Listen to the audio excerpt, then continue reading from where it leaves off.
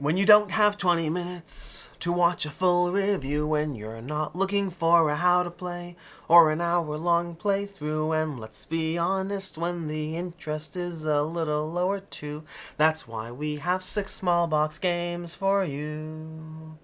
Hey, I'm Alex Radical from Board Game Co., and this is my 6 small box game review series, where I take a look at 6 small enough box sizes, and then tell you my general thoughts and opinions on them. As usual, well, mostly as usual, I'm going to go through these in order of my lowest to highest rating on these games, saving the best for last. But the good news is, there are timestamps, so you can jump straight to that and watch them in reverse order. Click on each timestamp in reverse order to defy my expectations and show me that you're in control. You're in control. Anyways, with that said, we're going to go ahead and start off with Jewish Card Revoked. Yes, a Jewish-themed game of asking questions and having the players vote on them. Let's go ahead and find a question and then show you how this game plays. Basically, everyone has little voting cards, A, B, C, D, and you have a question. Honestly, this fits. Which topic do you dread discussing with your relatives but know will come up? A, Israel. B, bowel movements. C, American politics. D, why you're still single. Alright, so we got these 4 questions, and you have to answer. Every player at the table has to go ahead and vote their A, B, C, D, but then, once they reveal them, players have an opportunity to go ahead and try to convince the table as to why they're wrong, or well, why they're right, why their vote is the best answer that you could have given. Then players all vote again, and the players who are not in the majority are going to slowly lose points. Play until you run out of points, or until you stop having fun. But it's basically just a little party game of asking various questions and answering. By the way, mine probably be American politics right now. Probably C is probably bowel movements don't come up, and I don't know. Let's go with American politics. Anyways, that's basically the idea of the game. It's a whole box full of a whole bunch of these cards, but it's basically meant to give you a slightly Jewish themed. It's going to be definitely something that if you grew up Jewish, whether Orthodox or not, you'll definitely have more of a affinity to these questions. And if you didn't, I don't know if you would at all enjoy these questions, because I do think they are very culturally relevant to that kind of atmosphere or those kinds of families. That said, as far as the game goes, I'm going to rate it a not for me out of 5. Yeah, I do give ratings to games, and I could give this a very low rating. I just don't think I'm the target audience for this. This is very much a party game that is leaning into all the kinds of just mass market party game appeals. This publisher, they actually have they've had a pretty decent amount of success around this kind of game, but this is probably the lowest of the low for me as far as the type of party games that I enjoy. I mean, lowest of the low is probably a bit extreme. I feel uncomfortable rating this because I'm so far removed from the target audience that it gets a not for me out of 5. It's not even bad. It's not my kind of game. Anyways, with that, we're going to move to the next one. Our next one over here is going to be Sneferu. Sneferu, which I think I pronounced that correctly, is basically a game of trying to move along the Nile. You have this Nile over here, you're moving your boats along. Let's zoom in a drop more so you can see things a drop more. But you're basically moving along this Nile over here, and you're trying to gather these bricks, spending your resources wisely in order to gather bricks and put them into your little personal pyramids over here, which, as you fill up your pyramids, you're going to be able to get more bricks. You're trying to manage your economy. That's the entire thing. Whoever's in last always goes first, so a very patchwork style system, and it basically just has you moving along trying to manage your economies while you slot bricks into your pyramids, while you get those one-time bonuses depending on where you go, as well as surrounding bonuses for color chaining. The whole game, the puzzle of the game, is very much about color chaining your bricks in order to get the most amount of food at the right time that you can pay for the next batch of bricks and keep your economy going as you play. I didn't like it. I wanted to like it. I read the rules. I was excited about it. I like the idea of trying to create a little structure of linked bricks as you go through it. Ultimately, I found the experience far more frustrating than enjoyable. I felt the payoff of getting those good food turns come so late in the game that 90% of the game is either trading in for small bonuses that are possibly better for you but just very unsatisfying, or it's about building up those big bonuses and getting them in the last 20% of the game, if that. Last 15% of the game, you really don't get a lot of fun out of the experience for me. And the bonuses you get along the way, there's a time mechanism as far as where you can land in certain spots. I found those mostly underwhelming. Half the time the bonuses you'd get weren't even interesting. So for me, Sneferu was a game that I read the rules and was intrigued by it and wanted to like it. Then I played it and was like, I don't think I like it. I'm going to give it a 2.5 out of 5. From there, We have a few options to go to. Let's start off with Lure. Lure over here is from All Play, and this is a game of rolling dice trying to catch fish. The general idea is you have fish on the table that you're trying to lure, and there's going to be a variable number of fish cards that get added to the table, and you're trying to roll your dice because you want to get certain numbers. Sometimes you're trying to get a higher total, like you need to get at least 17. Other times, in this case, for example, you need to get a 17, but you also have to have a 1 and a 3 in your roll. So you're trying to figure that out. Along the way, you're going to earn these tokens, these lures that can help you, so you can cash in a lure and say this lure counts as a 1, so you know that you're banking that 1.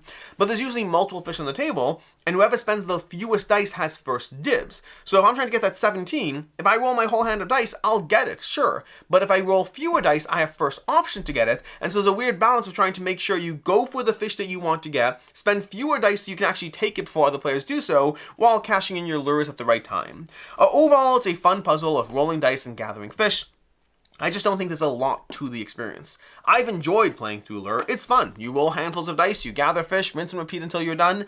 I think it's a totally fine game that if you like rolling dice and getting things, plus that little bit of a push your luck mechanism of not rolling too many dice because you'll have higher chances of getting it, but lower options because other players got there first. So that puzzle is fun, but it's very much a one-trick pony that doesn't have a ton going forward past that kind of push your luck and playing the other player's mechanism. Overall, I give it a 3 out of 5. I've had fun with it. I don't feel the need to continue playing it. I'm sure I will, by the way. All Play games are so easy to table. This is the kind of game I'm sure I'll see table time in the future, but it just doesn't inspire me. I mean, many games don't inspire me. It was good. There's only so much it has going on. From there, we're going to go to Rivages.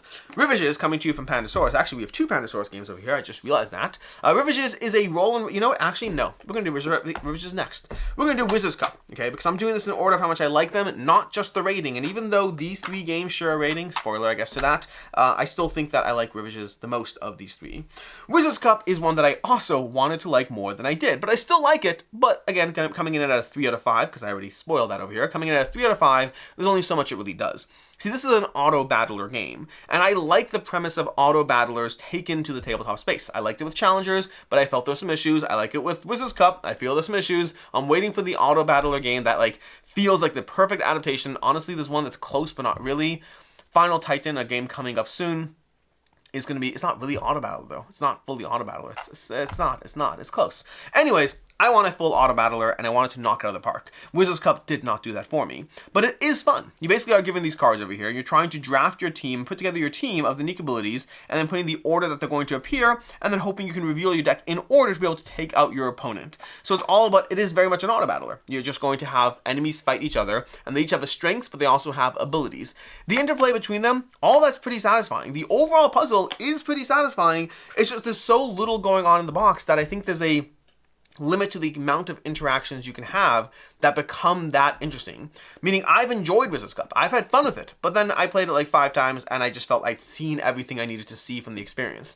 The combination of it being an auto battler and having very few cards meant that I kind of played it through pretty quickly. Like, I may have played this like 2 different days, 5 plays total, and because it's a short game, that's maybe like an hour of gameplay. So I got like an hour of gameplay out of this box, and then I kind of felt what I needed to see. Can you play through it more? Absolutely you can. Like, it honestly reminds me a little bit of Brave Rat, but I like Brave Rat so much more as far as the way Brave Rat structures it. It's just a better system, but that same kind of game. I think this might work for you. Like, this is the kind of thing where sometimes I'm like more, sometimes I think my opinion is more likely to align with the majority, and other times I'm not quite as certain. So you may well like Wizards Cup. I have enjoyed it. It is a good game. The rating is lower because I kind of saw everything I felt I needed to see in a very low amount of game time. But if I was rating this based on my first play, easily a 3.5. But the more I played it, I was like, okay, great, I saw what I need to see, so we're coming in at a 3 out of 5. Then we have Rivages from Pandasaurus. This is a roll and write exploration game. You're basically going to be trying to explore these island boards, and you're trying to draft these cards and use these various symbols to mark off spots on your board. Along the way, you're doing so to earn points, because there's certain essential things you're trying to do on your island, but there's also ways of getting all these extra points. And you have your own personal sideboard as well, where you're going to be earning things on the island and moving up the sideboard. And you're going to be earning these gifts. Honestly, the gifts are the best part of the game, because those are often very fun. A little bit of a push your luck as far as bird in the hand, 2 in the bush. Like, do I give up 2 2 guaranteed check marks to get a gift that might be able to give me a lot more or might be a lot less. The gifts I do kind of enjoy, but overall you're just marking the various spots off on island boards. As you get to the end of an island board, which is like the ship location, you're going to go to the next island board, and you're just going through a chain of island boards, marking things off as you draft cards until you get to the end of the game. It's fine. Honestly, I like the gameplay. The main problem I have with it is I don't feel the decision making is that interesting. It just feels like a whole lot of checking things off and drafting. And while I can, again, if you like roll and write games to an extent, I can see you enjoying this. I have had fun with it, make no mistake. It is a good, fun game.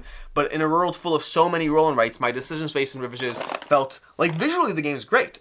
But like, I just felt the decision space was very, very lacking overall. And I rarely felt like, I felt more like I was doing busy work and less like I was strategically playing the game. And it didn't have the fun factor that you need to be able to make that kind of thing work. Meaning some games can get away with that if the fun factor is high enough. Like you don't always, not all games are about making decisions all the time. Sometimes they're just about like having a good time.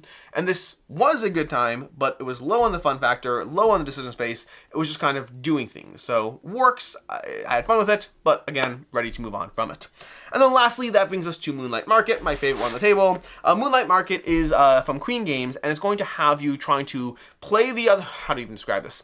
You're building necklaces. You're building necklaces in this game. You're going to have a pool of necklace tiles over here, and then you're playing cards to be able to go ahead and get these necklaces into your personal tableau. So look over here, you're going to have your personal tableau, and you're trying to choose from these rows over here by playing cards. Now, as you play cards, you're going to have first access to the column. You're going through a sequence of these as you play the cards, taking the first column, second column, the third column, but you also have limited amount of numbers over here, and every number is going to see play maximum once. So you have to think, is this the time to play my 12? And also, you don't always have your entire hand of cards. So some of it's about when you play the higher cards, and others it's about do you even have the option of playing the higher cards.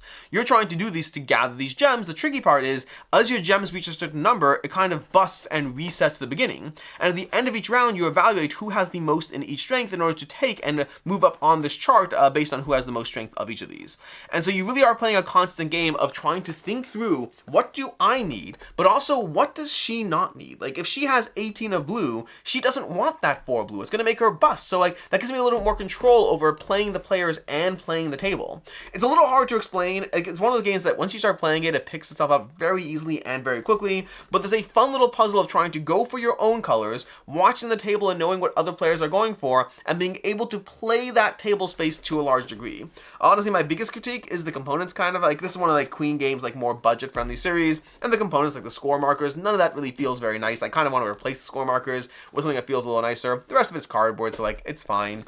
But overall, the game itself did offer a interesting puzzle that felt like it draws upon similar experience I've had in other games, but this exact way that it's structured did feel very unique and different. Overall, I'm coming in at a 3.5 out of 5 on Moonlight Market. I've had fun with it. Again, the reason it's not higher, I do wonder how much gameplay it has before that puzzle loses the main thing it has going for it. But overall, I definitely did enjoy this. This is going to be my main recommendation from the ones I were talking about today. In any case, until next time, I am Alex Radcliffe. Well, I guess let's do a roundup over here. So, rating-wise, we have our Not For Me out of 5. We have a 2.5 out of 5. We have a game that won't balance. There we go. We have a 3, 3, and 3 out of 5. And then a 3.5 out of 5 with Moonlight Market. Until next time, I'm Alex Radcliffe from Board Game Co. I hope you found this video helpful. And as always, I hope you have a good one.